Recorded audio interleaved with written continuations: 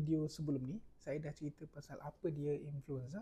Saya dah cerita juga pasal apa gejala, apa simptom orang-orang yang kena influenza.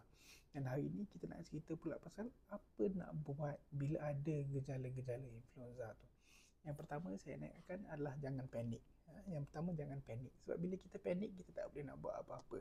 Kita tak boleh nak move on pun kalau kita panik. So, nombor pertama jangan panik.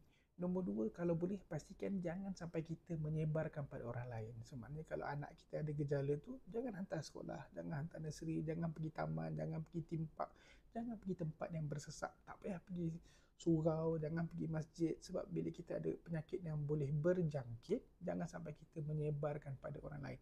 Jangan pergi kenduri, jangan pergi bekwah, jangan sebarkan penyakit tu pada orang lain. Itu nombor dua yang penting. Nombor tiga, kalau kita terpaksa keluar juga, bagus kalau boleh pakai mask.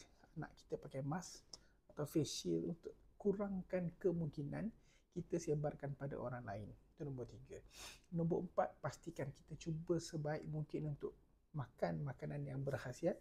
Sebab untuk body kita lawan kuman tu, kita perlu nutrition. Tapi problem dengan influenza ni, selera makan tak okey, sakit tekak, nak makan pun susah kan. So that's the issue. Nombor seterusnya adalah ubat demam. So ubat demam kena ambil dengan regular, 6 jam sekali, 4 ke 6 jam sekali, maksimum 4 kali sehari. Dos dia saya dah cerita dalam video sebelum ni. So cari video-video saya sebelum ni, saya dah cerita pasal ubat demam ni berapa dos nak bagi. Seterusnya rawatan simptomatik. Sesama, cari ubat sesama. Batuk, cari ubat batuk.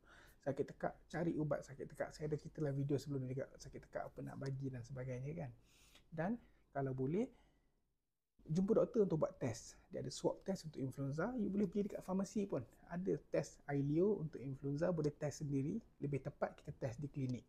Kalau confirm influenza, kena start rawatan influenza. Dia ada antiviral dia, oseltamivir nama ubat dia. Dia ada yang originalnya Tamiflu, generic dia macam Fluhalk dan sebagainya, yang lebih murah harga dia. Dan ubat ni kita bagi 2 kali sehari untuk rawatan dia. Dos berbeza ikut umur dan ikut berat kanak-kanak tersebut. Dos dia berbeza. 2 kali sehari untuk 5 hari. Lebih cepat kita start, lebih cepat dia baik, lebih kurang risiko komplikasi yang lebih teruk.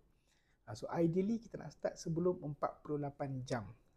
So lebih cepat kita start, lebih cepat kita baik. Dan saya selalu ingatkan, kalau dalam keluarga tu seorang ada influenza, orang lain ada gejala yang sama, most likely kuman yang sama. Allah tak bagi orang ni kuman lain, orang ni kuman lain. Kuman yang sama. So semua rawat dengan rawatan yang sama, insya-Allah. So semoga kita semua kekal sihat.